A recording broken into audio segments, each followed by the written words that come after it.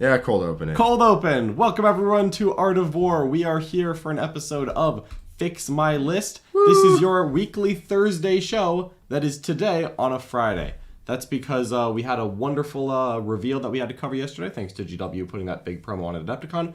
But Fix My List is the show where we take lists submitted by our users in our wonderful Discord and from our War Room members, and we fix them on stream. So if you want to maybe get your own list fixed, now is a great time to become a member of the Art of War by joining the War Room or this YouTube channel. As always, like, share, subscribe, become a member of the YouTube channel right here on this page, or you can go click on the link below and go to our website. There you can get a free 3-day trial to the War Room. So if you've been looking at it and considering it, now is the best time to sign up. You can get that free trial, see exactly what we've got going on there. We've made a lot of upgrades recently, and we even have our own app. Now's a great time to check it out. So click the link.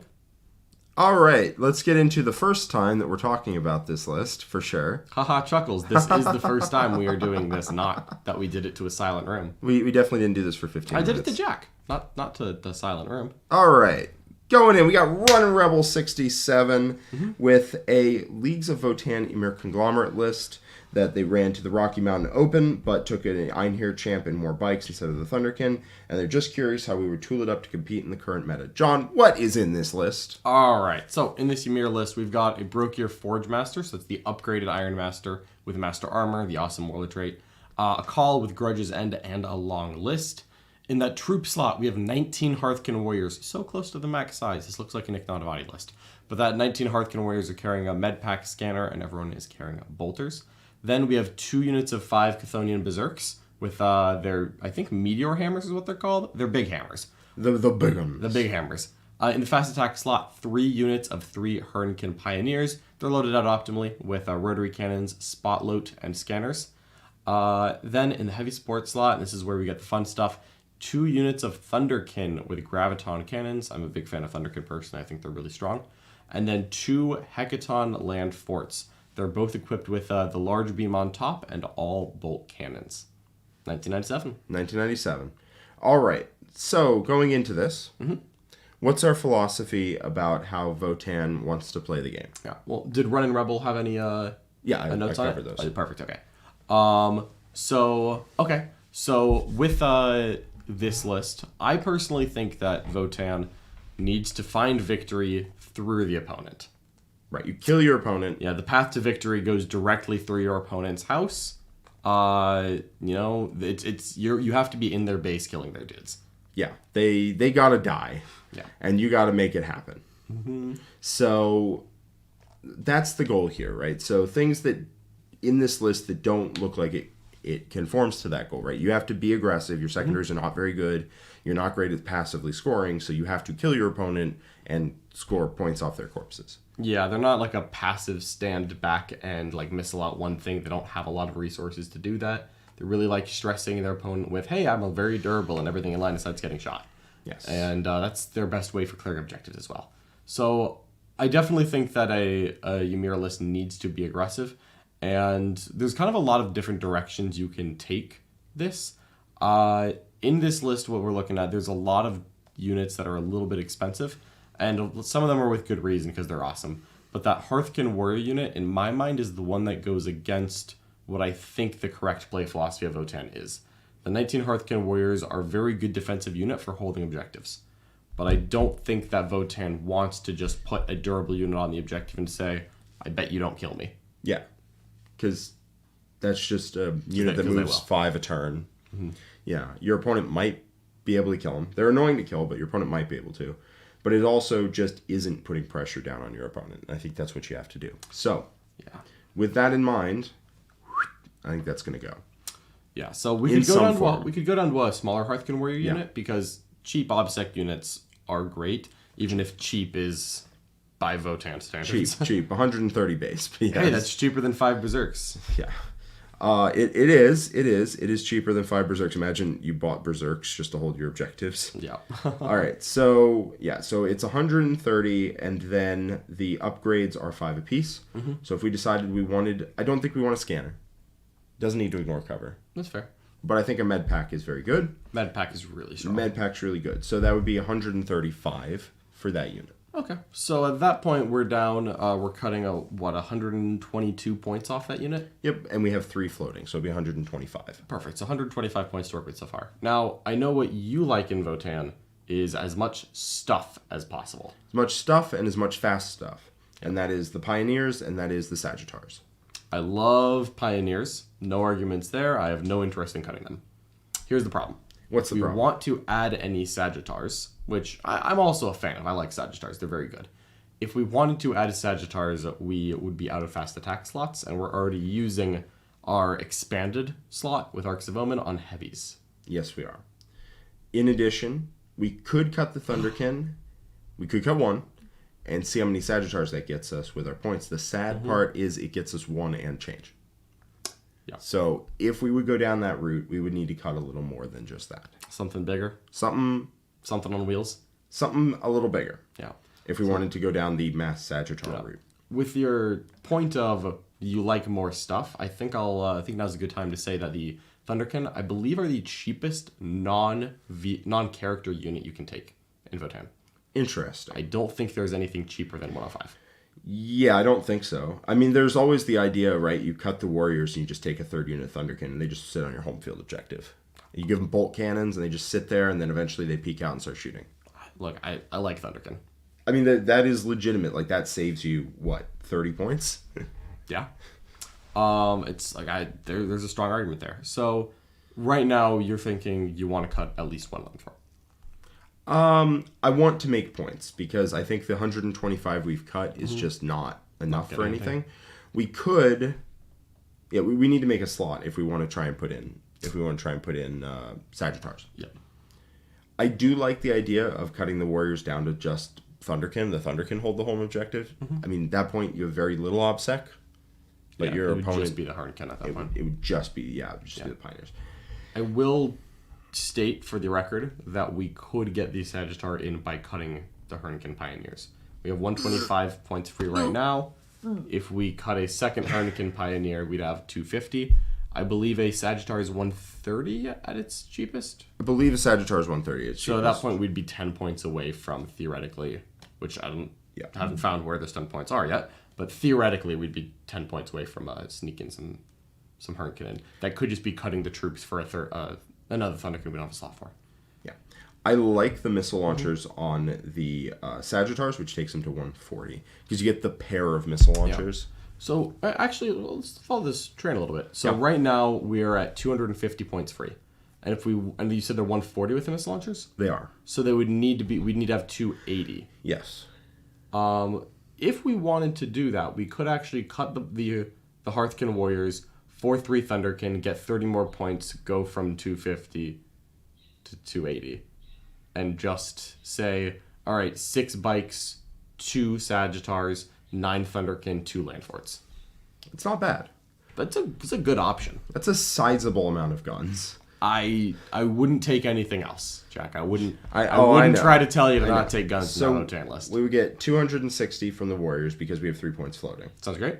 Then add 105 for the Thunderkin. Subtract 105. Yep, and then add 125 by cutting Hurricane Pioneers. By God, that does add up to exactly. And then we have 5 heavy supports, 3 fast attacks, all our slots fit. It's one way to do it. It is one way to do it. We're running very low on objectives secured. Yeah, well, hopefully your opponent will be too by the time you're done shooting them. Yeah, I like the Pioneers. The 3-man Pioneers are possibly the best unit in the army. They always are the one that scares me the most when I play against Votan. Yes. There is always the option, right, that we go max fast attack. Okay, so we would then definitely have to cut at least 1 land fort to make that fit, just because we'd also need points to take fast attack units. Yes. Just exploring that option. Now, this isn't really in the way that Run Rebel has built his list.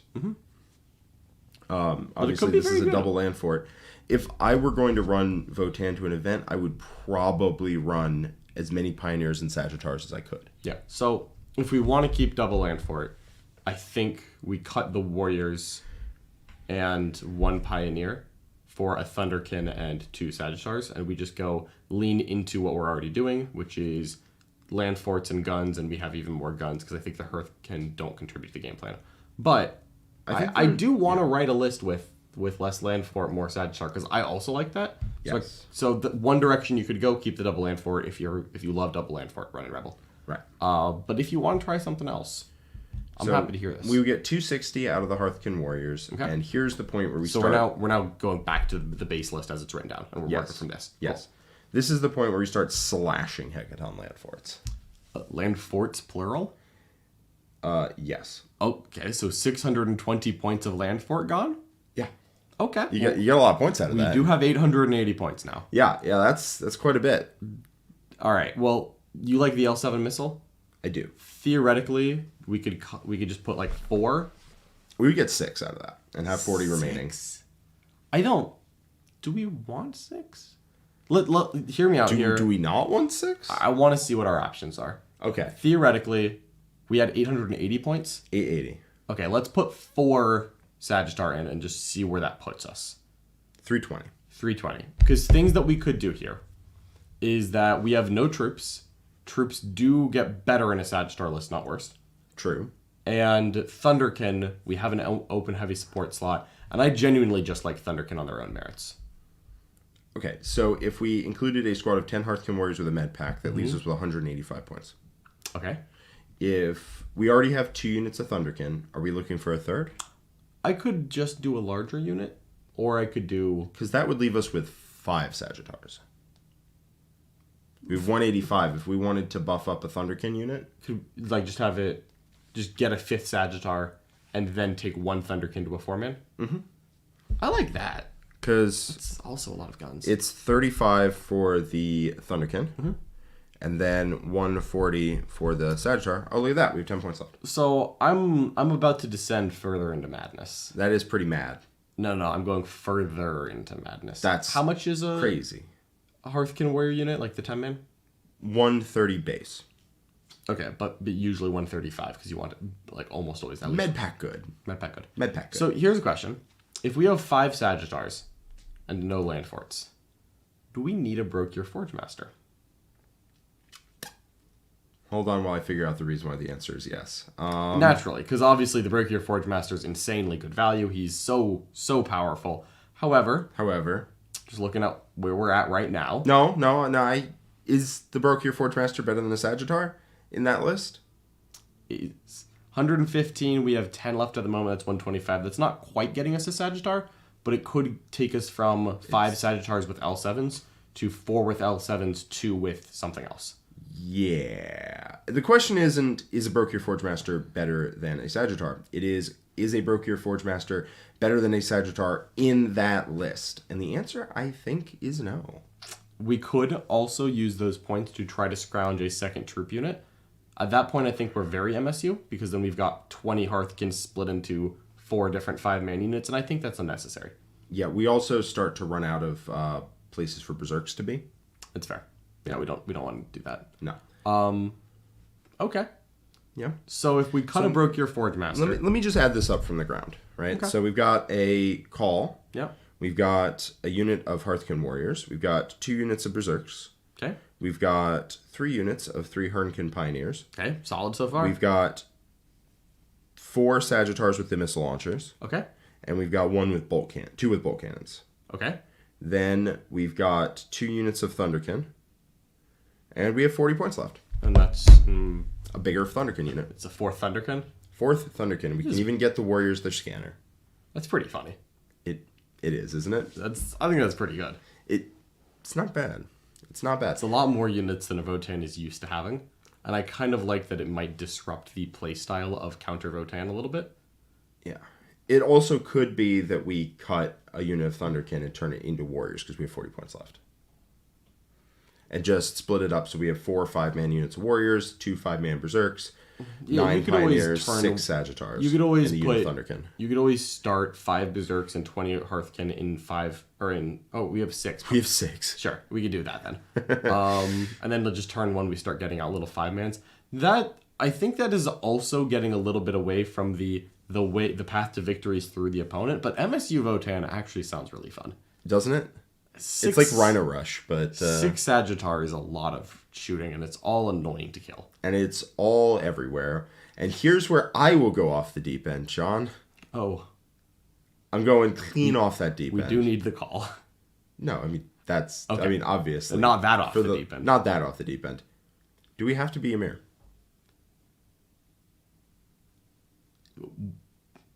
I still think yes. You think so? I think that the Sagittar's guns are good, but they're not inherently a very high AP. True. And especially since they don't ignore cover. Yeah, I really like the extra AP of Ymir. I also really like the invuln on the Berserks, which makes them really annoying to kill. Like the invulns. I want another squad of Berserks, but I don't think that's going to be possible. Not at their current. Yeah. So the biggest worry that I have with this list. Yes. Before we even talk about taking the invuln off, is that there's a lot of strength 8 high AP, and Sagittars do die faster than land forts to multi-meltas. Do they die faster than land forts to multi-meltas if they're toughness 8? I think they die at about the same speed as the Ymir one, but without longer range and +1 AP. Yeah, that's probably right. No, Ymir is almost certainly correct. It's so good. Ymir is really good. I not that I don't like some of the other ones. Is Uranai Searcher the one that gets +1 toughness? Yes. That's also very viable, but I think in my heart of hearts, I want to keep this Ymir. Yeah. I was very impressed when I played against whichever one that the special characters from. I played against... Oh, Greater Thurian League. GTL is pretty good. GTL is pretty good. I was very impressed by GTL. I was very impressed by their by the character. By Uthar. Uthar the Destined is honestly great. He is great. So I could see running GTL. Probably not in this list, though. Mm-hmm. So just to recap, we've got a call with Grudges and Long List, which is just solid. And a teleport crest because he can be that sniping. He just goes around and snipes characters. He's great. He's also great in Ymir specifically because then he takes a teleport crest, still has an invuln, and he gets the extra AP. Yeah. I like that. I like that. Then we got 10 Hearthkin Warriors with a med pack and a scanner. Cool. We got 2 units of 5 Berserks with hammers, 3 units of 3 Hearthkin Pioneers, 4 Sagittars with the L7 missile launcher and the Sagittar missile launcher, 2 Sagittars with the bolt cannons, and then two Thunderkin units, 1 3-man, 1 4-man. And I think we do 1 Graviton, 1 Beam. The beams are 5 more points. Never mind. Graviton. Yeah. Whoop, whoop, whoop.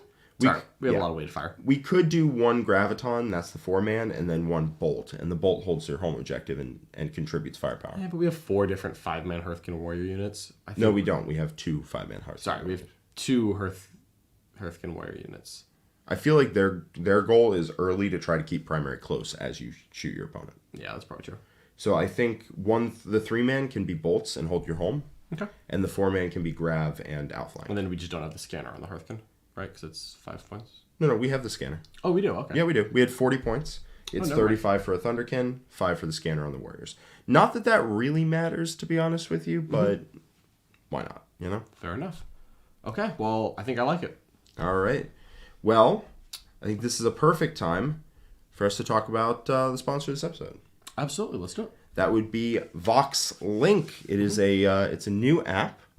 It's coming out. It is. Have you ever had an issue where like maybe you're in a new city or playing a new game, or you're just getting into Warhammer and you found our channel or something, and you just don't have people to play with. You have this wonderful game that you love. You have models that you've built and painted, and you just don't have people to play with because 40K is a social game. I have found myself in that situation at various points. Yeah, I'm pretty sure if you've played long enough, we all have. But the sponsor is Vox Link. It is an app where you can find people nearby who are looking for a game of... I think right now they're just doing Warhammer, but I believe they're focusing on Warhammer, but I think they actually are branching out to include multiple games. I think it's just 4 gamers is the brand. Absolutely. So you can find people nearby. You can post up that you're looking for a game. It's basically like an LFG if you've been to Reddit, done that sort of thing. It's like an LFG channel. Yep. You look for a game. You find people like oh, I'm playing a narrative game with this army, or I'm playing a competitive game with this army, I'm playing 2,000 points. You can set exactly what you want, find people who are interested in that, and play a game, become part of your local scene. If Absolutely. You can get plugged into your local scene. It has a community hub where you can see featured creators, and it has a leaderboard if you're into that. Absolutely, yeah. It's designed to be a whole social network app. So not only can you use it to find games, but it's for gamers by gamers. It's supposed to kind of have everything that a gamer wants in a social network, and therefore they'll recommend channels and bat reps and videos for you based on your preferences. So if you've been watching Custodi's battle reports, you can tailor your dashboard so that's what it shows you, and it's awesome. I've gotten a chance to play around on the app. I think it's gonna be really useful, and they're on you can go find them on Kickstarter. Yep, and if you sign up to their Kickstarter, you will get discounts in the future on event entries, on merch, that sort of stuff, as well as supporting something making the hobby grow. There we go. All right, so let's go on to our next list. Yeah, we've got Clayson. Before we dive into that, I did want to answer a quick question in the chat. Oh yes.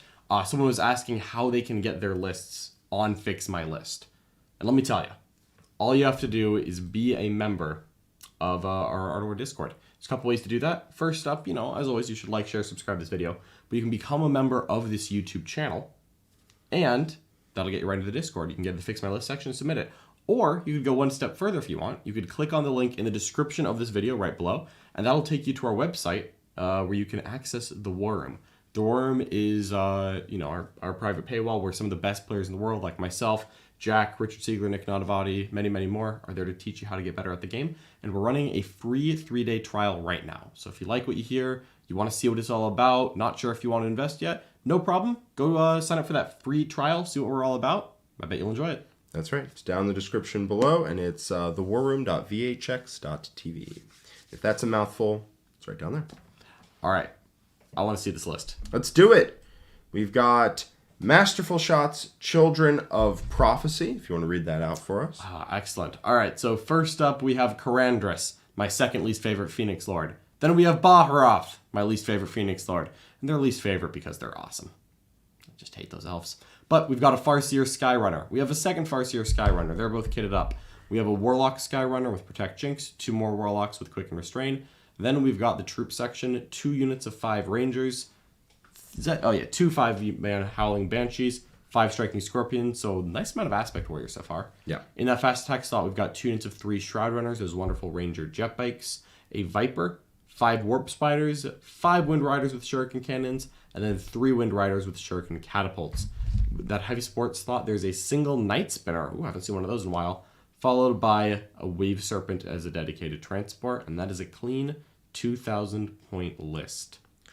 Yep, looks like we are, this might have been a bit of an older one because the latest one that I've seen is slightly different. This one from Clayson says, questions are, Will of Assyrian versus more mortals?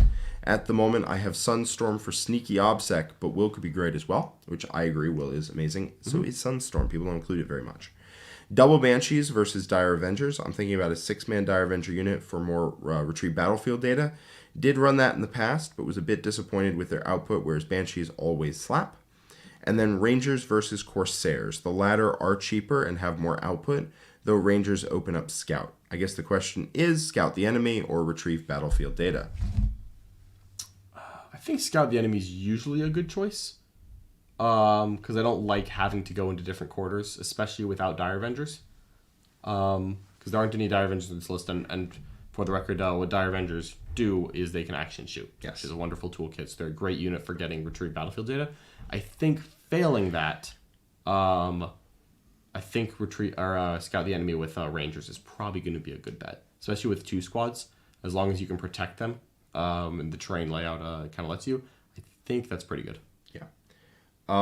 So going through this list, Masterful Shots, Children of Prophecy. Children of Prophecy, I believe is ones count as...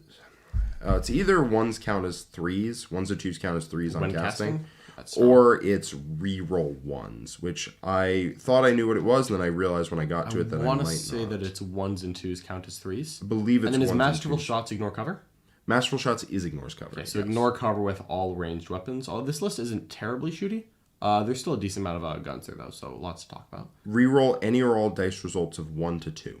Is that... Oh, so reroll a 1 or 2. Psychic and denies. So you get it on... Cast and denies. Cast and denies. The and denies part is really good. A lot of the casting buffs out there right now are casting and not denies. Yes. So that's not insignificant. Yes, so you reroll 1s or 2s on your casting attempts, which is nice when you combine it with a fate die. Mm-hmm. Because oftentimes... well, it actually doesn't matter. You're auto-passing the power, basically. It's nice when you're in deny range just to make sure that your cast is like a 10 or more. Yep. Yeah. So, looking at it, let's see if we think that the list needs Children of Prophecy, because it is losing out on a significant amount of value by not being something else. Yeah. So, going through, we got Karandras and Baharoth. Mm-hmm. Love those two. Those two are great. Yep. Then we've got a Farseer Skyrunner with Executioner and Crushing Orb, so kitted out for mortals. I actually like Executioner Crushing Orb. Mm-hmm. It's a lot of mortal wounds. With Children of Prophecy, you pass a lot more reliably. You do. Then Farseer Skyrunner with Guide and Doom, and then Kurnus' Bow and Mark of the Incomparable Hunter. Yep. Which is pretty good, less good outside of Hail of Doom. By right, yeah. a significant amount. Okay. Then we've got a Warlock Skyrunner with Sunstorm, which lets you move, I believe, 20 inches base and gives you OPSEC. Mm-hmm. And then you have Protect Jinx. And then we have 2 Warlocks on foot with Quicken Restraint. The reason there's 2 Warlocks on foot instead of another character is so that if you perils, which you will do quite often if you're using a Fate die to count one of the dice as a 6, if you take a Warlock Skyrunner, not only is it more expensive, but 1 in 18 times, whenever you cast Quicken Restrain, you will pop your top instead. Yeah, and then you would fail the spell if you happen to have a perils. Yes, and then the Farseer that's in the center doing the action, doing also Work Ritual, also stays and also dies. Yeah, it's a brutal way to lose 2 units at once. Yeah, it's rough. I've seen it happen. It is not good. It happened to Quentin twice, I believe, in one event, and that happened to Nick against you. Once in practice, once in yeah, it was once in practice, once at the event. Nick just failed Quicken. He just failed it. He didn't perils. Okay. But yeah, Quentin did lose the game off that. Mm-hmm. So he now also runs like multiple Warlocks. So 2 units of 5 Rangers, solid. Don't have anything bad to say about them. Yep. 2 units of Howling Banshees and a unit of Striking Scorpions. So looking at these, great. Mirror Sword's Piercing Strikes is great. Nerve Shredding Shriek is mostly to get that +1 attack and wound on the guy, but you also do a mortal wound when you charge in. Love it. Yeah, it's not the Relic, which is the one where you do D3 +1 for every charge you've completed or something. Mm-hmm. Still pretty decent. It just gives you the extra stats on the character, which is great, or stats on the sergeant. Then you have Striking Scorpions with Crushing Bow, Biting Blade. No problems there. 2 units of 3 Shroud Runners. We've got a Viper with a Scatter Laser, 5 Warp Spiders with Web of Deceit, which I believe is shoot and then teleport once a game. Mm-hmm. A unit of 5 Wind Riders with Shuriken Cannons, a unit of 3 Wind Riders with Shuriken Catapults, a Night Spinner with Crystal Targeting Matrix, and then a Wave Serpent with Shuriken Cannons. So, yeah, the biggest thing here is I'm not even questioning Children of Prophecy. I'm questioning Masterful Shots. There's units in here that shoot. The Rangers are mostly going to be concerned with, action duty. So 2 Shroud Runner units ignore cover. Which is nice. 1 Wind Rider Jetpack unit with Shuriken Cannons ignores covers. That's nice. The Shuriken Catapult unit I don't see as a shooting unit. Warp Spider also. Frankly. And then the Warp Spiders. So it's 4 units with guns, none of which are heavy gun units. They're all just it's 4 good plink units with guns. Yeah, but all of those feel like they get shut out against by cover. Yeah, but then I don't think there's enough volume to kill a unit that would have shut them out in cover. Honestly, with Ignore's cover, yeah, I guess I'm just... And the Night Spinner as well, but the Night Spinner being indirect gives +1 save. Yeah, I think that it's possible Clayson thinks that Crystal Targeting Matrix gets around the indirect hit penalty. What is Crystal Targeting Matrix? Ignore any or all modifiers to your hit roll. Got it. So it ignores hit modifiers, but it wouldn't ignore the ballistic skill modifier. Yes. So a Night Spinner with Crystal Targeting Matrix just hits on 4s. And because indirect, you get a minus ballistic skill penalty, not a -1 to hit. For my own question here, What does a Night Spinner shoot? My memory is that it's 2d6 shots at strength 7 AP 1 damage 2 with a rule similar to Shuriken where a 6 to wound is better. No, it is 2d6, strength 7, AP 2 damage 2 with no 6s do anything wrong. All right, never mind. So just 7-2-2, ignoring cover, but then taking +1 from the indirect means it's basically just dropping 1 off the opponent's save. That, ignoring hit modifiers is honestly kind of cool on that. But that's still killing, like, a Space Marine when it shoots. Yeah. Well, because it's 7 shots, it's going to be, on average, 3.5 hits. Wounding on 3s is going to be, like, 2 wounds, and they might fail. They might fail a save. They probably You're giving do. them 4-ups. They probably do. Yeah, the average is you kill a Space Marine. Yeah, I think you're more likely to kill 1 than 2. Yes. And you're as likely to kill 0 as you are to kill 2. Close to it. Yeah. That's a little... The Night Spinner, I think, is really underwhelming me. For 150, it's just... If you wanted to go all in on indirect, I don't think it's worth it. Yeah. But I think that's where I'd want to include Night Spinners, is if you're like, double Night Spinner, 9 Shadow Weavers or something. It's still not good because it's the damage output is so low. But that's where I could see a Night Spinner. I don't think a list just wants one Night Spinner. You're going to find entire games where it does nothing. Yeah, because it's not enough volume to kill like a 4-man Kroot Hound unit. Honestly, probably doesn't die because you just may not get 4 hits. 7 shots, and then on average, hits on 4s, wounds on 2s, and then they get, Infiltrators with a Helix Gauntlet are bouncing a Night Spinner more than half the time. That's not good. Yep. I think the Night Spinner just is very underwhelming to me. Is there a trait... So... there's 2 options, I think. So again, in my opinion, the most underwhelming part here, the thing that I want to change the most, is the Masterful Shots package, because I don't think there's enough guns to justify it. Now, we could solve this by adding guns. We could solve it by changing Masterful Shots. We could solve it by going to Hail, which is where basically all my Elder lists end up, sadly enough. Definitely Unless I'm could. specifically trying to not end up on Hail. My lists are just like, I end up looking at the good units. I'm like, fine, I will be Hail. Yeah, unfortunately, I agree that Hail is probably the strongest way to play Eldar, but because Clayson didn't go for Hail, I don't want to just be like, play Hail. I mean, if Clayson's debating Dire Avengers, that is just Hail. Oh, yeah, as soon as you take Dire Avengers, stop messing around and take Hail. For the record, that would be my advice, would be to go Hail, add some Dire Avengers, get some action play in there as well. Trim a little bit around the edges to get the Dire Avengers in, cutting like the Night Spinner and... The Wave Serpent. You could even leave the Wave Serpent. I don't like the Wave Serpent very much. Fair enough. I've played with it. It is also hideously overcosted. Fair enough. But a Dire Avenger unit's like 120, right? 130? I believe they are 130. Yeah, I think they're 13 apiece. Yeah, I mean, if you cut the Wave Serpent and the Night Spinner, that would get you 20 Dire Avengers with some change. And then you could just cut a little bit around the edges, like maybe 1 Ranger unit here, maybe 1 Phoenix Lord, and then get Dire Avengers, and probably still have points to get like another Viper in or something if you wanted it. Yeah, I mean, I think what you do is you would max out your elites, right? I think you cut 1 Howling Banshees. You take the 1 with Piercing Strikes, and you take the Striking Scorpions. And they are just good melee units supported by Karandras and, to a lesser extent, Baharoth. Yep. They help deal with some things up close that you need. Mm-hmm. Then after that, I think you take a Farseer on foot with Guide Doom. And I think you take a Farseer on bike with Executioner, Crushing Orb, Kernus' Bow, Mark of the Incomparable Hunter.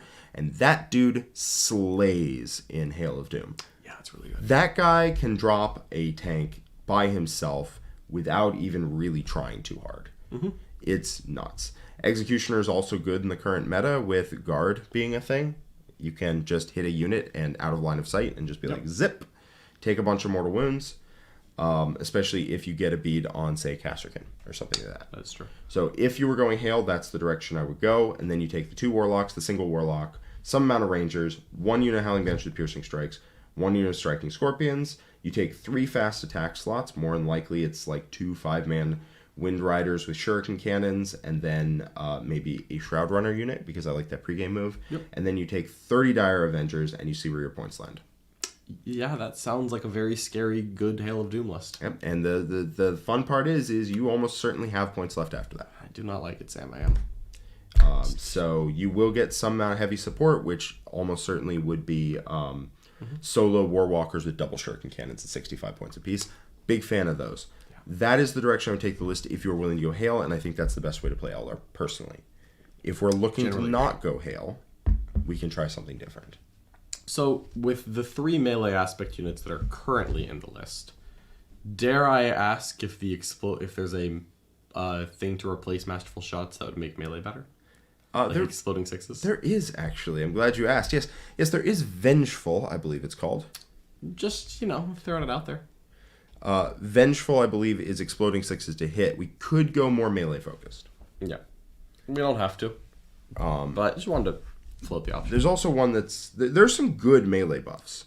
So Vengeful is sixes to hit, explode, like an additional one. There is Savage Blades. If they make a melee attack, if they make a charge move, War Charge, or Performed Heroic, improve their AP by 1. Not a big deal with Banshees because there's a lot of AP 4 and 3. Big deal on striking Scorpions. Really nice, yeah. Big deal on striking Scorpions. But I think for one striking Scorpion, you're not going to switch to that. Though I wish we could. True. You could take a second unit striking Scorpions with if you're wholly within terrain, you get +1 to wound and AP, I believe. Ugh. Yes. Funny. Very funny. So you'd be AP 3. Very funny. I still don't think I'm that excited by striking Scorpions. I think they're a little bit slow to take multiples of them. That's fair. I think for Diet Hail, I think Masterful Shots is good in Diet Hail. Yeah. So at that point, then, I just want to add more guns. So you didn't like the Wave Serpent much. I know I didn't like the Night Spinner. If we cut both of those, that is about 300 points of guns, which could just end up making me feel better about Ignore Cover. Yeah. I was very impressed. I played this last weekend. I played against a large unit of Warp Spiders with, I'll make sure Web of Deceit is the one I think it is, but I played against a large unit of Warp Spiders that teleported away. It was phenomenally annoying. That would be really annoying. Yep. Because they also when they're done teleporting away, the following turns they just 2d6 their jump, and you can hop up and into terrain, shoot, and then oh look, I rolled a 4 on 2d6, I'm back down. At that point though, wouldn't we want to be Advance and Shoot, not Children of Prophecy? Yeah, I think Children of Prophecy is going to go. I don't think it's worth it. I also do want to take a Farseer on foot with Guide Doom. Yeah. I don't know. Doom kind of wants to be a little further forward. But I want to combine Executioner Crushing Orb with Kurnus' Bow, Mark of the Incomparable Hunter, and just have a combat, not a combat character, but a damage dealing character. That's fair. Well, they're both Skyrunners, so you could just move Kurnus' Bow and Mark of the Incomparable Hunter to the Executioner Crushing Orb guy. Yeah, the person hard. So at that point, my take is that I think we need one less melee unit, and I think we do cut that 5 Howling Banshee unit anyway. Yeah. And then we cut the Wave Serpent and the Night Spinner. And the Wave Serpent Night Spinner is 295, and the Howling Banshees gives us a clean 400 points. You can do a lot with 400 points. 400 points. We're already ignoring cover, so I want guns that benefit from ignore cover. And then we're theoretically replacing Children of Prophecy with Advance and Shoot. Because the biggest thing there, and let me explain this because I don't remember the name of it, but there's a Eldar trait, which hopefully Jack can find the name of. Swift Strikes? Swift Strikes, exactly. Thank you. Where they advance and count as stationary until the end of the shooting phase. And that specifically means that not only... Because Eldar doesn't really take a penalty for advancing and firing assault weapons, because of battle focus. But now they can make a battle focus move after they've advanced, which they normally cannot. Yeah. I very much like Warp Spiders in that list. Yeah. I also like Swooping Hawks, but they got a fair amount of points increased. Mm-hmm. They are now 250 for a unit of 10, and that's the point where I'm like, I don't know about all that. I'm unsure about all of that. Yeah. Yeah. So, yeah, Warp Spiders are 22 points apiece. They have a D6, Strength 6, AP2 damage, one-shot blast, which is very good in Ignore's cover, especially if you have Doom on your opponent. Mm-hmm. And you've Guide Doom and you just ignore cover and you move very quickly. They move 12. And then whenever they... then they make a 2d6 battle focus move. So they are still good at getting behind terrain. That is really good. Yeah. So, okay, so if we're taking the 5 warp spiders to a bigger unit, how much is that going to cost? Apologies. They are 22 apiece. Okay, so and I believe, 220 for a big unit. I apologize. I meant 110 to upgrade a 5 to a 10. And then I really want the power blades plus extra, because the power blades come coupled with an additional death spinner on the sergeant. Yep. So that's 10 points for an extra 2d6 shots. Yeah, it seems fair. So it'd be 120 to take it to a fully violent 10 strong warp spider with 11d6 shots, web of deceit power blades. Yes. Let me just double check the points on web of deceit. Yes, it is 15. So Perfect. It should be 220 to 30 to 45. Okay. Which is what we have. Yep. So, okay, so 120 extra points. That's pretty nasty. So if we cut the 400 that we had discussed, we would still have 280 points left, which is a lot. And someone in the chat mentioned, and this is actually quite valid, that the reason the Night Spinner is there is specifically to kill mortars, Imperial Guard mortars. Yes. And that does about clean out 1 mortar team a turn. That is... Does it? 2d6 shots. Let's say you get 7. Let's say you get 3.5 hits. You wound on 2s. You give them 3 5-ups on average? 6 ups. You ignore cover. Right. No, yes. 3 6-ups. There's plenty of room for that to spike in any direction, but if you soften that up with Fate Dice... You certainly could. I think you neuter a mortar team a turn very reliably, and most of the time you'll kill it. Because honestly, if I roll the 1 on a wound roll there, I'd be willing to CP that just to get a mortar out for the rest of the game. Yeah, I get why you'd want the Night Spinner there. Yeah, that thank you, chat, for pointing out that that bit of tech. That does make me like it more. I don't know if it makes me like it, but it definitely makes me like it more, and I can appreciate now why it would be there. I get why it's there, yeah. I still don't... I think it's still too much dead weight. Okay. Because let's say you spend 3 turns clearing out mortars. They've probably spent 3 turns shelling whatever mortars can realistically kill. Mm-hmm. And if they go first, they're going to hit you with 6 units of mortars over the course of the game. Yeah. Well, 7? Theoretically.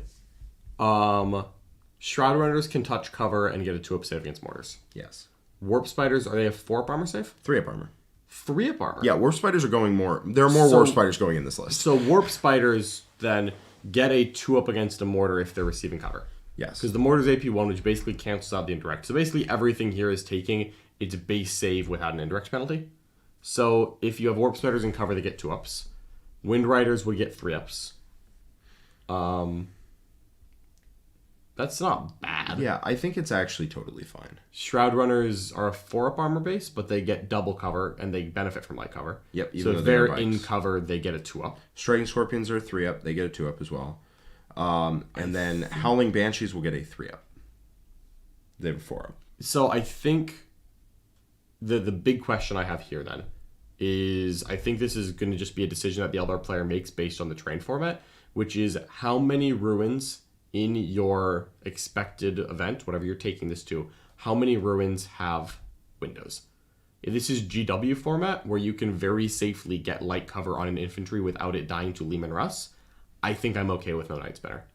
If I was told that it was player-placed terrain and every single ruin was full of windows, if I was taking to Adepticon, I might actually want that Night Spinner. Man, I took Eldar to Adepticon last year. That was wild. Why did I do that? Yeah, because if you can't touch a ruin and you don't get light cover, you are going to die too fast. And the game, it'll progress over the game. Yeah, no, I agree, for sure. I actually kind of like the Night Spinner. Suddenly.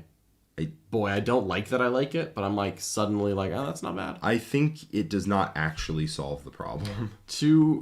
Yeah, but I think it gives play where there may not have been any before. But we can just say no Night Spinner and we can proceed from there because we have 280 points of stuff, and we can try to take units that are not vulnerable to mortars. For example, Warp Spiders. Yeah, Warp Spiders are very good. Yeah. They also, and this did not come up in my game into them, and I totally forgot this is the thing, they just move 6 inches when you declare a charge on them. I do hate that part of Warp Spiders the most. That is my least favorite part of Warp Spiders. If you're running Ignores Cover and Advance and Shoot, Warp Spiders might be the best unit in Eldar. They are really good at that. The long battle focus is really nice. So we have 1 10-man. What's the other upgrades you can get a Warp Spider? Glad you asked. Other than what I would see. I think one of them is max shots when you deep strike. No, there's +1 shot to every gun when you deep strike a Wizard's Max. But then you're dead. Then you are dead. But a 5-man unit coming out of deep strike is not bad. Yeah, 5-man coming out with ignore cover and just saying like, this is a trade. Yep, I'm trading. It's not bad. Let me pull it up. So yes, you get an additional shot with every death spinner. So you get 2 on the sergeant because he has 2. Then Web of Deceit is that Web of Deceit is the teleport away. Spider's Lair is once per battle at the end of your movement phase. If this unit is wholly within area terrain feature and contains the Exarch model, you can web the terrain feature. So you're Spider-Man. Okay, cool. Enemy units treat it as though it has difficult ground. Funny. And then each time an enemy unit ends any type of move other than piles or consolidates, on a 2-up they take D3 mortals. Funny enough, that is hilarious on GW format. It is, isn't it? If you can ever get that Exarch into a big GW ruin, you just turn on the your whole... side and you just say, this is all difficult ground and mortals every time you move. Every time you move or charge into it? Yeah, it's pretty funny. So, and it's just that for the rest of the game. For the rest of the game. So I don't think... sorry, until the start of your next turn. That's much worse. Dang it! That is so much worse. Never mind. They ignore everything. That is thing that I care deeply about. Worse. Yeah, I don't want that. Yeah. So then it would just be probably a 10-man and then 210-point units. Oh, so you would go to 20 Warp Spiders. I could really see it. They are very strong. I definitely want another 5-man. And I think we buy it, the deep strike can shoot better, but we don't always have to do that. We can just play it as it is and just be 15 points down sometimes. Yeah. Because you don't always want to make that trade. So that's 110 for 5. 120 if we buy it, the extra spinner on the Sergeant, which I think we always do. And then 15 more for the +1 shot on deep strike. Yes. So that then is... honestly, is the extra shot on deep strike actually worth it? Because at that point... we might we're close to just buying an extra Warp Spider. No, I don't think it is worth it. Okay, so then if we just take 110 point, a 5-man, we have 170 points left. 120 points.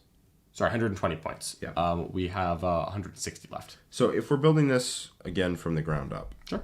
And I think I like Karandras. I like Baharoth.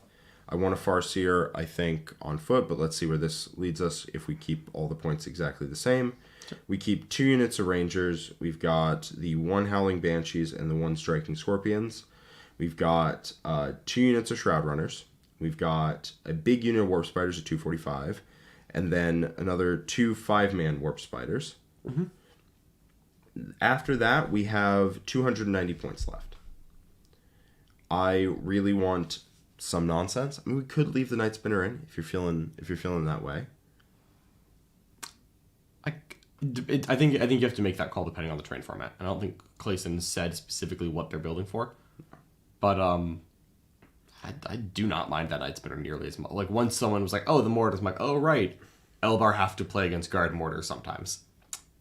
Yeah, I hate the Night Spinner so much. It's fair. So inefficient at doing anything. Oh, yeah. It's inefficient even at the job we're trying to tech it for. Mm-hmm. But if we have 290 points left, we could just take like a couple more, like 1 more fast attack. We have heavy support. Well, I think we had a 280 left because we had a clean 400 left. Like after we cut the 5 Banshees, the Night Spinner, the Wave Serpent, then we spent 120 upgrading that 10 Warp Spiders. Then we had 280 left. Then we spent another 120, so we had 160 left. Well, I added it up from the ground up. And never mind. Okay. To this. We could include another unit of Shroud Runners. Shroud Runners are good in a guard because you can just... I really like Shroud Runners and Ignore Cover. Shroud Runners and Ignore Cover are very good. They also can take Mortar Fire relatively well out of line of sight because they get a 2-up against it. You can pregame move up and then threaten to move up and just shoot all the mortars to death and all the Castrican to death and all the infantry to death. Yep. I like that. That leaves us... Advance and shoot, they're ridiculously fast. They are. They're incredibly quick. Even if you go second, you can pregame them up into midfield ruins and then jump on your opponent's mortars and start shooting. Yeah. So I actually really like Shroud Runners in this meta. We have a bunch of Warp Spiders, and we have 200 points left. Okay. That's a lot. It certainly is a lot. Would you even want a larger 5? Would you want a 5-man Shroud Runner? Because 1 Shroud Runner, because they're Rangers, they can spend 1 CP to ignore the battle focus penalty through terrain. So you can have 1 5-man Shroud Runner if there are windows in your ruins that barely tags a ruin, spends a CP and says, I'm going to ignore the penalty. I therefore minimum 1 inch my battle focus and just step off the ledge. Yeah, they are big. They are. Their bases are huge. Their bases are huge. There's nice 60 mil clear plastic bases. If we do that, if we take a unit of Shroud Runners, so we would have 3/3/5 Shroud Runners. Theoretically. And then 10/5/5 Warp Spiders. We would have enough points to put in a Shining Spear unit. But we wouldn't have the slot for it. Damn. Because our fast attacks are currently 3 Shroud Runners, 2 Warp Spiders, and then what? What's up? Our fast attack is 3 Warp Spiders. Oh, okay. 10/5/5. So the Vipers, the Wind It Riders, could be 10/10. It could just be 10/10. That saves us 10 points. I think the third Warp Spider is a little redundant. Yeah, it could be 10/10 Warp Spiders. Could be. And then we have 150 points left and take like a 4-man Shining Spear. I feel like 10/5 is fine. I really like Warp Spider. Okay. If you love them, put them in. They hit quite hard, and then they get to move quickly and teleport around. Okay. But it could be 10/5, at which point we would have 260 points left. To me, that just feels like it's a unit of Shining Spears and like 2 units of War Walkers. It's probably where that would just go, to be nonsense. Just to have a couple more cheap units running around. Yeah, I think I'm okay with that. Yeah, because it's 125, and then we have 135 left, which is 2 double shuriken cannon. Yeah. And War Walkers. Could you do double scatter laser and just say, hey, ignore cover? Yeah, but I don't really know where we spend those last couple points. So it's fine. Oh, I was honestly thinking, what if we did double scatter laser and then cut a Farseer Skyrunner to a regular Farseer, get 30 more points, and see if that somehow gets us a third scatter laser guy? Because how much is a Warwalker with shuriken cannons? 65. How much is a Warwalker with scatter lasers? That I do not know off the top of my head. Fair enough. I've messed around with enough. Hill of Doom lists? Yes. Yeah, I guess I don't know how much, because I think it's 55? It's 55 base, and the scatter laser is free. So yes, you get twin scatter lasers. So if we theoretically, we were at 1995? We were. So if we take both of the shuriken cannon boys to scatter laser boys, we have 25 points left. And then if we cut a Farseer Skyrunner, the support one, to a walking Farseer, we gain 30 points and we have 55 points left. And that's just a third Warwalker. I'm gonna just trust you on that one. I was just making sure my Shining Spear point count was accurate. 125. Basically, if we take the shuriken cannons off of the Warwalkers and downgrade to 1 walking Farseer, we get a third scatter laser Warwalker. So we have 3 scatter laser Warwalkers, which is a Dickens load of AP dash ignore cover. All right. Clayson is playing on WTC terrain. Fair enough. So a mix then of some windows, some not. Yeah. I think you can afford to not take the Night Spinner. Yeah. Mainly because the Shroud Runners can cut your angles. I don't think you want a 5-man Shroud Runner on that terrain. Agreed. Yeah. Yep. I think 3-man units with those giant bases are the most you would want to go. But positive side, I think 9 Shroud Runners is just going to find your opponent's Kasrkin/Mortars and kill them. Yeah, 22 inches of movement and then they shoot is very hard to avoid. Yes. Because I think they advance 6 natively, right? That's not like a thing. I think they just go. I think they just go 22. Yeah. So, okay. So then I think that gives us the final list. If you want to go over it for us. All right, let's see. Because we also had 60 more points from Shroud Runners because we had a 5-man unit. Oh, wow. No. Wow. Dare I ask for more? I mean, what if we had 1 3-man? Because they forward to play, right? Yeah, they do. What if we had 1 3-man? And it's just Warwalker unit? And it's just like, hey, I went first, 36 ignore cover shots into your soft underbelly. Yeah, we are running very low on things that kill tanks in any meaningful way. I mean, 0 is low, yeah. Yeah, 0 is a low number. It's basically Warp Spiders and Doom, which will account for 1 a turn. Yeah. And then it's combat and mortals and sneaky stuff. Honestly, the Farseer Skyrunner with Executioner, Crushing Orb, Kurnus Bow, Mark of the Incomparable Hunter can account for most of a Leman Russ by themselves. If they were Hail, they would just kill the Leman Russ. Yeah. But that's life. So, adding it up one last time. So are they both on are both Farseers walking? One is on, one is off the bike. Okay. So just adding up, we've got Courageous Baharoth, Farseer on foot, Farseer Skyrunner, Warlock Skyrunner, 2 Warlocks, 2 units of Rangers, the Howling Banshees with Piercing Strikes, the Striking Scorpions with Crushing Bows, Biting Blade. Then we've got 3 units of 3 Shroud Runners. We've got the big unit of Warp Spires at 245. Then we've got the small unit at 120. We have a unit of Shining Spears at 125. And then we have 225 points remaining. 225 divided by 55 is 4. Cool. So we have a unit of 2 and 2 units of 1, if you want. Yeah. Or a 1 and a 3, but probably just more units is better. Yeah, 1, 1, 2. And then the 2-man just starts like up in one of those WTC Ls and then walks up and just starts gunning people. Just guns. I like that a lot in teams format where I can avoid a tank heavy list. But then in WTC format as singles, I agree you are going to run into trouble just killing tanks. Yes, but Eldar kind of run into that in general. I've found. You can kill tanks, you just can't bite off more than you can chew. You can kill like 2 a turn. Yeah.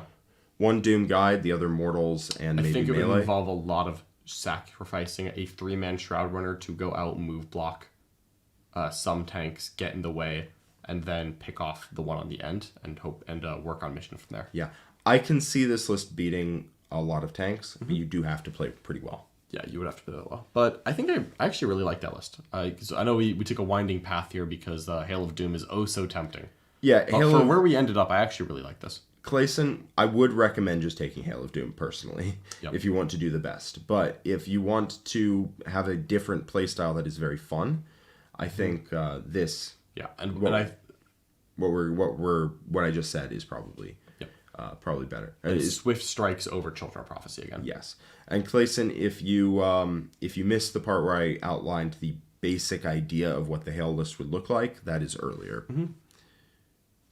All right. So, I think we've got one more. One more to go. Let's do it. Josh L. with his Castellans of the Rift. Love it. So, we've got a Primaris Chaplain on... Actually, if you want to take it away, I'll 100%. See if... So, we've got a Primaris Chaplain on bike with Rites of War, Seal of Oath, and Litany of Faith. To be clear, Castellans of the Rift are Ultramarine successors. Then we have 3 units of 5 Infiltrators with a Helix Gauntlet in each. Love that. 3 Invictor Warsuits with twin Iron Hail autocannons. Also love that. Oh, this gets better and better. 3 Redemptor Dreadnoughts with Onslaught Gatling Cannons and Rocket Pods. I assume the Onslaught Gatling Cannon is the wrist gun and they still took a Macroplasma. I would assume so. 2 units of 3 Suppressors. 3 Gladiators, 1 Lancer, 2 Reapers. And that is a clean 1995.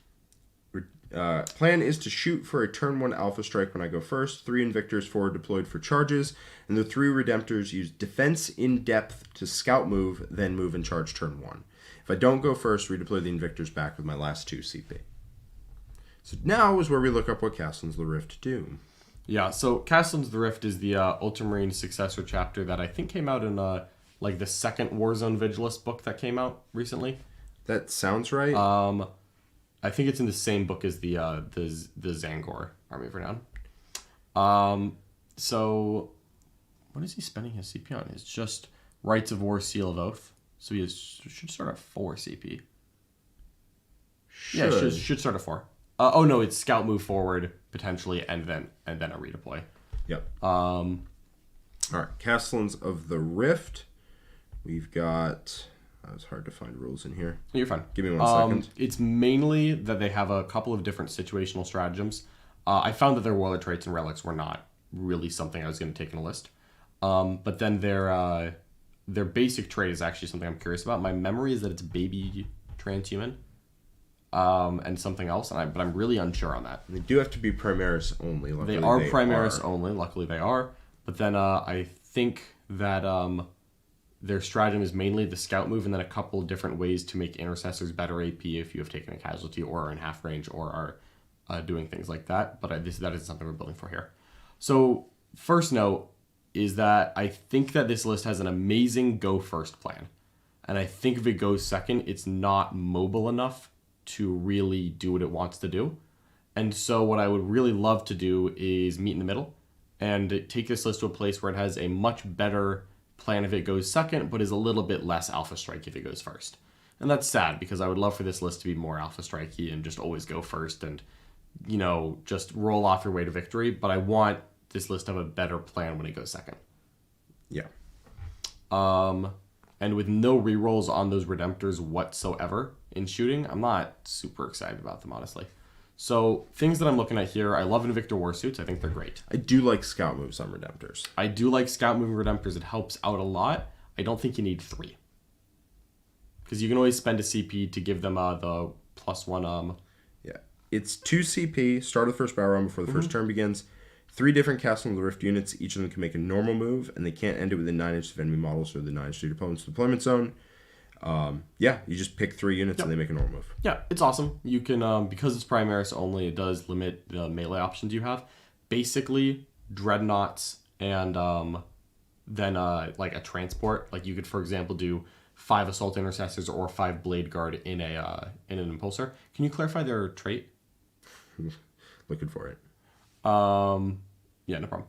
So I think you just don't want that many Redemptors because this list, if it goes second and is going up against any amount of guns, is going to redeploy and try to hide its Redemptors a little bit and its Invictors a little bit, and then it's going to take too long to get around the walls again because there's no defense really on this. It's just leaning into this queue.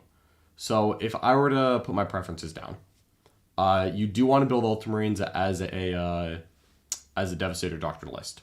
That means that you're not getting the Ultramarine trait ever, as far as I'm concerned. Like the Ultramarine, like stationary in Tactical Doctrine. Yes. Here you got the tactic? I do. Each time a model with this tactic makes a melee attack, if that model's unit made a charge move, add 1 to that attack's hit roll. Cool. So Born Heroes. Yep. Each time an attack is made against a unit with this tactic, a modified wound roll of 1 or 2 always fails. Okay. So Born Heroes and Baby Transhuman. Yes. Which is pretty not good. It's not super doesn't inspiring. really combo with this army at all. The only thing that really combos here are the 3 Redemptors moving up. Yeah. The Invictors like +1 to hit as well. Basically, all the walkers like +1 to hit in combat. Yeah, they do. They like +1 to hit if they charge, but the Baby Transhuman I don't think is coming up very often. No, it's not. So I think that we just need to go way less heavy on vehicles and build in a lot more options to play the game, especially if you go second. Because what I love doing in Ultramarines is I love that I can say, if I go first, you are up a creek without a paddle. And if I go second, I will take all secondaries that rely on me going second. Yeah. And so you can take Oath of Moment and basically say, yep, I'm going to kill you if I go first, and I'm going to outscore you if I go second. Yes. And then I've got bottom of turn, I can play a passive game. So what I would love to have in this list is have it built around March from a Crag and Oath of Moment. Because Oath of Moment is awesome if you go second and you have middle units to feed the middle. March from a Crag completes at the end of in your next command phase or the end of the game. And so you can go jam out a bunch of points late game on March from a Crag if you need to. Yeah, that feels good. And then you take Codex Warfare and you say, well, I do have a lot of guns. I like the plan of if I go first, you're dead. And if I go second, I have better secondaries. That's basically my Custodes game plan. Yep. Yeah, it does, in some fashions, it does function similarly to that. The thing is that this list doesn't do half of that. It doesn't get better secondaries if it goes second. Yes. Well, I'm in favor of building into it, as you were suggesting. Let's do it. So, first things first. I don't think that you need 15 Infiltrators. I think that you need 1 10-man. Because 1 10-man can stay together, and if you win the roll-off against an opponent that is also forward deploying, they make a very long, unbroken chain of all the Invictors are going to fit around this. Yeah. And that blocks out all the space you need. Yep, because the main thing you don't want is to go second on the draw. Or the main thing you don't want is for your opponent to manage to block out a significant chunk of the board. Yep. And say Invictors can't deploy there, Redemptors can't pregame move up there. Yeah. So I think I just want 1 big 10-man Infiltrator squad. And often I'll combat squad it. And if I do that, I've lost 1 Helix Gauntlet and life will go on. Yeah. It is free, you know? In the keepings of this list, I will keep the 3 Invictors in. Although, I'll be honest, I don't think this list needs to be Castellans of the Rift. I'm going to keep it as Castellans of the Rift. Yeah. I don't... It's mostly the pregame move. I like the pregame move on Redemptors. Yeah. Start in the middle of the board. Start moving on top of your opponent like turn 1. Get shots. Very good. I also like being able to pregame move like the Gladiator Lancers and get lines of sight. Yep. But the Lancers, I don't know about the Lancers. I want that Lancer out of there. I'm not going to lie to you. Because it's 2 Reapers and a Lancer. Yeah, it is. And the Lancer is the one that has underwhelmed me the most consistently. Reaper's good. Reapers are good. We're keeping that. Yeah. So we're at 1995. Things that I don't want here. I want to cut one infiltrator squad, so we're just at a single 10-man. Single 10-man that combat squads most of the time, but has the option. Has the option. I think 3 Redemptors is too many. I think I want to go to 2. Just to get some points. I feel like this is the kind of list where you're trying to overwhelm your opponent. Yeah. But like I think that you're going to have trouble actually connecting that many Redemptors in anywhere. I also really, by the way, if we're scout moving Redemptors at people, because they move 8, that means turn 1 they're essentially moving 16 and have an 8-inch charge the literal front of the opponent's one zone.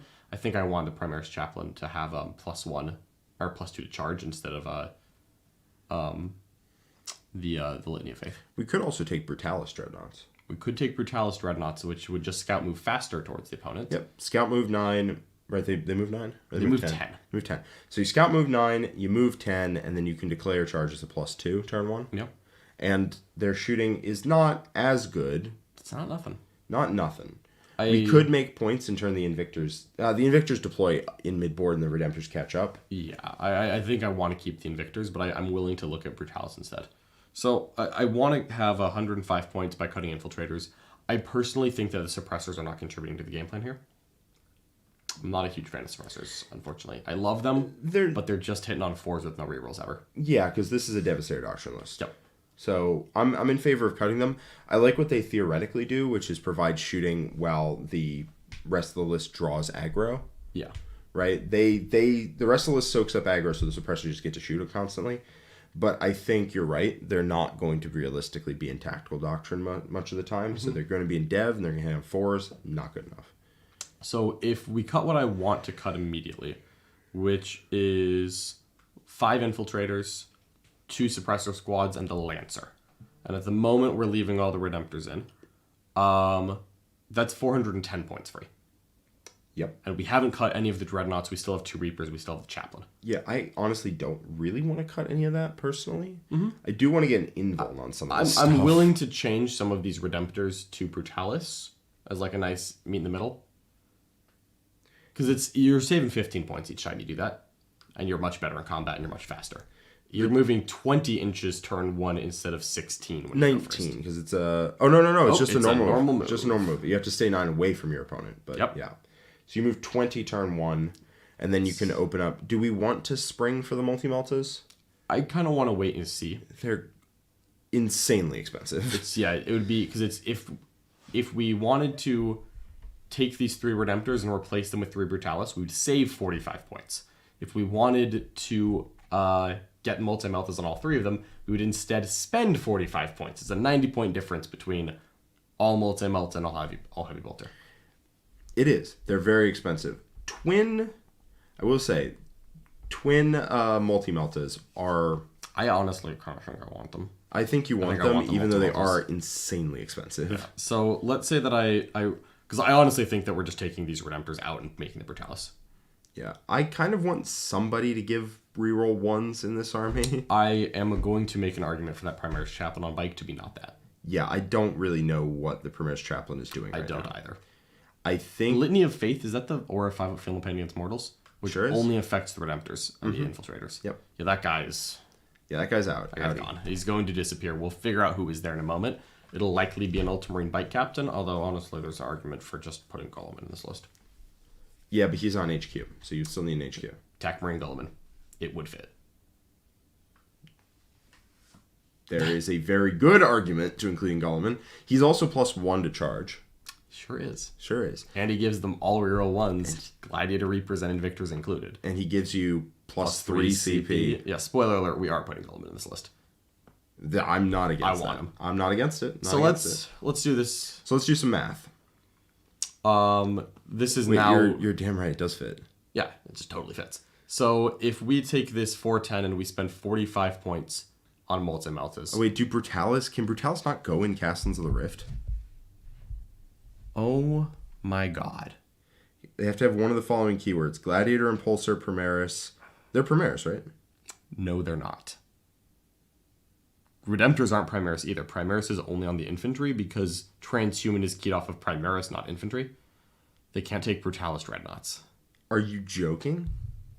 That is the most overlooked GW lazy editing thing I've ever heard in my life. So they can't take Desolators either. No, the Desolators have Primaris. Yes. Oh, That's brutal. So stupid. Yeah, I was all ready to have the like hyper aggressive Brutalis Dreadnought list in here. Oh my god. Hold on. Just a moment of silence for GW's rules editing here. Keyword system has failed us. Yeah. All right. Oh my god. Because they don't have Redemptor or Primaris. Yep. You need to be a Redemptor Dreadnought in order to go in the list. Gladiator, Impulsor, Primaris, Invictor Warsuit, Redemptor Dreadnought, Repulsor Executioner, or Storm Speeder. So funny enough, you can't take an Astraeus either. Not that we were going to do that, Damn. but just listing the Primaris units that Castle's Thrift can't take because they chose to write this in the stupidest way. Cool. All right. Anyways, on to the next. Well, we're not doing that. So plus 45. Oh. So at this point we have 410 points. We could either, I think we have two options, which is lean into the chonk, which is take Gulliman, replace that Primaris Chaplain with a Tech Marine and have some points left for a little mission play. Or we take a lot more mission play and also replace that Primaris Chaplain on the bike with anything else. Or we take more gun and we take 3 Storm Speeders. Okay, Jack's made a choice. Choose violence. Okay, that doesn't help the go second score mission game plan. It doesn't, but it does help them. Oh god, I went first. My opponent is dead. What have I done? I have done bad things. But I think we're already there. I think we are already there. I think I'm already confident where if I go first and I can see a thing, you're in trouble. I like Gulliman. I like Gulliman in this style of list. Just giving everything reroll ones, plus 1 to charge. And he is also something that hits hard in combat, which is kind of obnoxious for them to deal with, for your opponent to deal with. So if we cut the Chaplain and replace with Gulliman, we are at 225 points to spend, but we have to put an HQ in. Yes. Which in my mind is immediately just a Tech Marine. Yeah. And maybe he will be a Master of Forge. We can check back on that later. Wow. Do we have exactly enough to take a Gladiator Reaper? If that's what you want to do, Jack, yes we do. Is that not what you want to do? I mean, I wanted to do this the other way, but we can do it the violent way instead. We could also take double Land Speeder, double Tornado. You can't. You can't. You don't get those. Not in Castellans. Yeah, tough luck, buddy. Tough. Oh, brutal. Yeah, because we're not going to get Scout Storms, which is the main thing that I want in Ultramarines. So in my mind, what we can do with this is either trim to get, because what I honestly want is to have a little bit less Redemptor Dreadnought and have a little bit more Impulsor with Assault Marines, Assault Intercessors instead. I feel like the list is based around just max thickness. Max we could thickness. honestly take a Primaris Librarian and just say, F it, I'm going to go +5 up invul as I'm just throwing the brick at you. But I think the list is going to be too spread out for that to be practical, so I think we're just taking a Tech Marine and calling it a day. I don't know if it's going to be that spread out, right? Because the Invictors are going to start... I feel like it's just a battle ball that starts in the middle of the table. It is. It's a very spooky battle ball. The entire idea is, hey, what if that Dreadnought Castle just starts... Inside. Yep. What I would say is I could see taking a Contemptor Dread instead of some of this. A non-Primaris Contemptor Dreadnought? Good sir. There you go, buddy. Yeah. No. Yeah, never mind. This is why I play Emperor Spears. Yeah. I kind of want to leave. The concept is, what if I had 6 vehicles in the center of the board at the top of the game, and just we move from there? So 155 points. In my mind, that is a Storm Speeder. At this point, if we're leaning into the chunk, rather than a Gladiator Reaper, I think it's either a Storm Speeder or a Lancer, and then we have some points for Imperial Agents. Can they take Imperial Agents? Yeah, it's not an Army of Renown. It's just the Space Marine units that you take have to be that. Adeptus Astartes units can only be drawn from blah, blah, blah. Yeah, Yep. Okay. So you could theoretically take a Lancer, and then have 30 points left, which is 2 solo 10-point Inquisitorial Acolytes, because you're not giving up Assassinate anyway, that are just anchoring the back, screening a little bit, raising banners, and just, like, theoretically existing. Yeah, it could be a 2-man and a 1-man, basically. It could be a 2-man and a 1-man. So the way it works is you get 1 in the detachment, right? Mm-hmm. Wait, they're elites? But it's a character. It's a character. It's a character. So 1 goes in the detachment and is Agents of the Imperium, and the other one goes in an Ox and is Agents of the Imperium, because you're allowed to do that. Obviously, you're allowed to do that. Why wouldn't you be allowed to do that? Great success. So one of them is, I think, a 2-man, and then one of them is a character. Oh my god. Can you take Gulliman? Well, no. He's not a Castellan's the Rift, so we're good. Never mind. No, wait. It says Adeptus Astartes. Yeah, is it that or Castellan's the Rift? No. Adeptus Astartes units can only be drawn from the Castellan's the Rift chapter if they have one of the following. Perfect. I think he is Primaris anyway. He's not. Gulliman's not Primaris because you can't transhuman him. That would have been funny as hell. Yep. All right, so I think I like it that way. I think I'll take a Lancer over the Storm Speeder. Okay. Totally fine. Just because we're already leaning into the chunk. We'll just have something else chunky. Yeah. So at the end we have a Tech Marine. Yep. 1 10-man infiltrators that's probably going to combat squad more often than not, but has the option to stay together. 3 Invictor Warsuits, 3 Redemptors, a Lancer, Reaper, Gulliman. And then 1 Inquisitorial Acolyte that is a character in the Castellan's the Rift detachment, because that's allowed. And then 1 in an Ox that is a 2-man. Yep. Perfect. There you go. We have kept the integrity of this list intact. We've just added Gulliman to it. He's like overseeing, hey, how you guys doing? I left you in charge here. I think this list is screaming for Gulliman.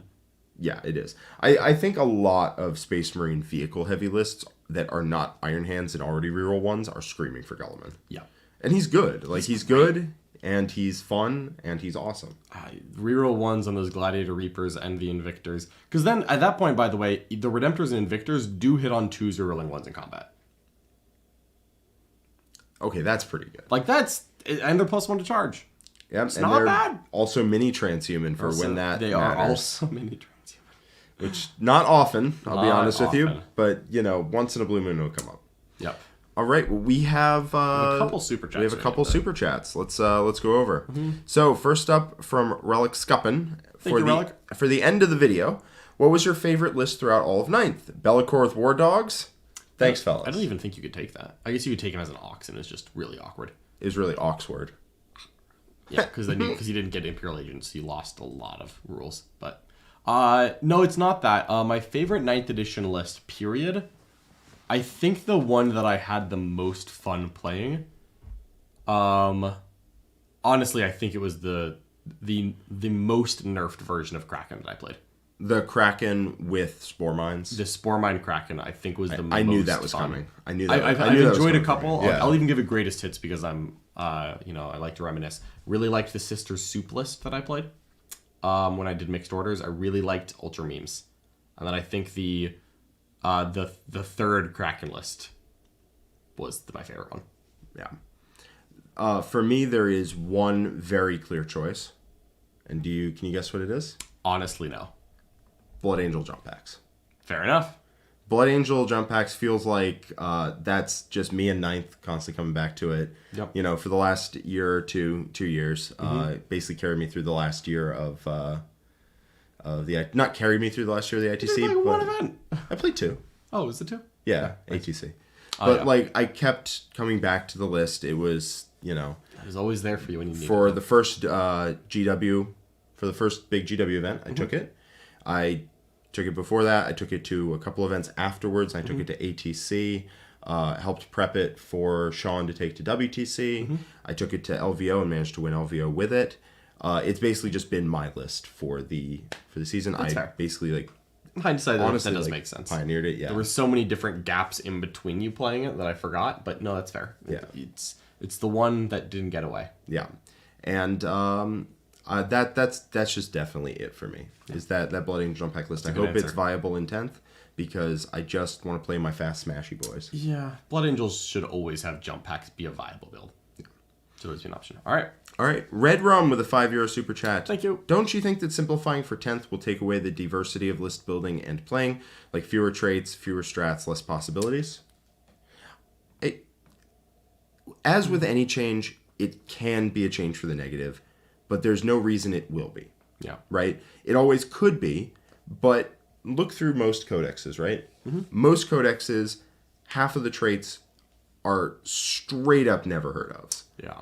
Half of the strats, at least, you've never seen before in your life. And those aren't real possibilities in a strict sense. They are technical possibilities, but if they are not remotely usable, they're not an actual possibility, they're just filler. And they're filler that makes it much harder to approach the game for new players, and much harder to remember the cloud of possibilities of strats that exist currently in the game. Yeah, I think that there's less theoretical possibilities if they simplify, but we also don't know how they're going to simplify. Yeah, we absolutely don't. The data sheet for Termagants doesn't look like it's simplified. It has an extra stat, if anything. OC. Oh, yeah, but I mean the warrior options that Termagants had, it looks like they lost adrenal glands and toxin sacs. Don't care, didn't use them ever. They have all the same gun options as before. That's not really simplified. Now, we don't know what they're doing with sub-factions. They've said that they're doing less stratagems. Again, you look at like a book like Orcs, you could just trim that book down to 6 stratagems, and I think most Orc players wouldn't really notice if it was the right 6 strats. Going back through Orcs, I think there's like 9 that you use often, but that's less than half of the ones in the book. Yeah, so I don't think that it's a bad thing. I think that obviously we need to see the final product, but I don't think that it's inherently a bad thing. No, I think if well executed, then it's very much a good thing. Absolutely, very much a good thing. Mm-hmm. Yeah. Now, if the stratagems that guard keep are the ones where you call an orbital in on your dead Vox caster, that would be bad. But if they keep the Kasrkin mortal wound combo, that'd be good. It also sounds, and we have no insight into this at all. Yeah. But it sounds like what they're looking to do is boil the identity of an army down to just a couple things that it does, rather than they specifically said they wanted to move things that were in stratagems that just applied to like one data sheet onto the data sheet. Yeah. And in that case, it's just cleaning it up more than anything else. Yeah, like imagine if we took the Tyrannid stratagem suite, which is awesome, but has a lot of unit-specific strats. And we took all of the unit-specific strats and we turned it into a rule on the profile, and then we kept a couple of the generic Tyrannid strats. I wouldn't feel like I had any less options. Yep.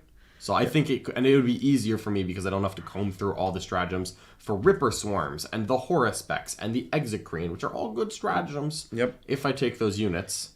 And we don't get to the point where there's the double tap on intercessors doesn't work on veteran intercessors because they have slightly the wrong keyword. I hate that part, yeah. You know, like there's a lot of dreadnoughts. Or a brutal. Oh my god. Yeah, I think it's not inherently a positive or a negative, but there's a lot of room for it to be a positive. Yeah. Definitely more likely to go positive, depending on how they do it. But I'm optimistic that I think they're going to handle 10th edition well. Yeah, especially from what we've heard them say and what their priorities are. Exactly. Wanted to welcome to the War Room Silver, Rage Pancakes. That's fantastic. That's a great name, right? Rage Pancakes, welcome. Absolutely. All right, we have a $2 super chat here from Logan. Disappointed he didn't take on the 18 Sentinel list. Yet. I sure. Thank you for promising for me, John, but yes. Thank you, Logan. We appreciate the support. Eric Togami, thank you so much. Welcome to the War Room Silver. We appreciate you. And then we have Micah McComb, member for 2 months in the War Room Gold. Glad to have you here. Mm-hmm. Hey, fellas, GT tomorrow taking guard. Lots of other guard players. Any tips into the mirror match? You got Tank Commander, Solar, Command Squad with a banner, 4 units Acadians, 2 Kasrkin, 1 Key, 1 Mech Infantry. We've got a Commissar, 2 Scout Sentinels, 2 units of Mortars, 3 Plasma Rus, and a Dorn with Ignores Cover. So I think the Scout Sentinels are some of the best parts of the Guard Mirror. Because you do have a Chimera? No Chimera. It says 1 Key, 1 Mech Infantry. There has to be a transport in there. I would assume so. Micah's probably still in the chat if you could tell us. Also, what terrain are you playing on? Yeah, that's a big one. With that said, I think Scout Sentinels and the ability to go tag guard units and slow down their shooting is the best thing you can do. So I think you focus on keeping your Scout Sentinels alive, delivering them at the same time that you are exposing units to counterfire, and using the Scout Sentinels with their 12-inch move, then their shoot, then their fire and fade 6 inches, then their charge, to go like pop out, try to kill a Russ or two, tag a Russ or two, and then make it so your opponent has to commit the Khazarkin. And then if you can kill the Khazarkin while preserving your own, suddenly you're in a good spot. Obviously, going first will help in the mirror, not hurt. But I think that it's really about preserving your non-damaging resources, which are Guardsmen and the Sentinels, and using them to draw out or disable, however you can do it, your opponent's damaging resources that you can get the drop on them. Yes. I want the 3rd mortar unit. I assume the list is already submitted because the GT's tomorrow. So, yeah. Yep. If the list is not submitted, then I want a 3rd mortar squad so that you can pick on their mortars, pick on their Khazarkin. That's a big deal. Funny enough, if the list isn't submitted, the thing I want the most is 2 Chimeras. Because you put all your mortars in Chimeras, and you put an officer in the Chimeras. And then the mortars come out, then receive the orders, and then shoot their mortars. Yeah. And if you go second, that doesn't happen. Honestly, if you do have the Chimera, you could just do that. Then you wouldn't come out and get an order if you don't have if you put 2.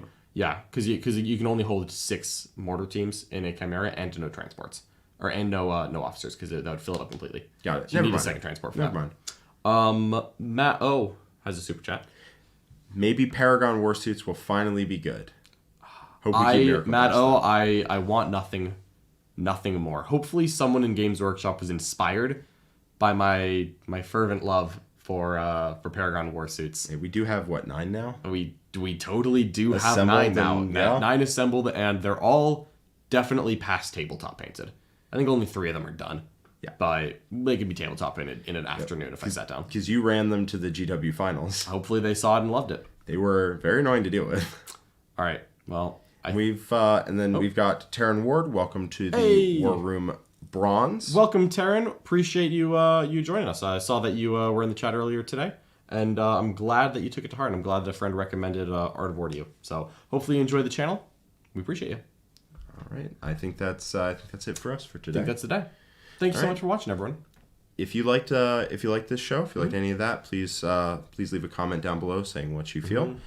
Leave a like, subscribe if you like our show. Then you will get more of this. And if you are interested in the War Room, where you can post your list for Fix My List, where you can be a part of our large community of like-minded players, then there's a 3-day free trial for you to try it out down in the description below. And we look forward to seeing you there. All right. Thanks so much, everyone. Bye-bye.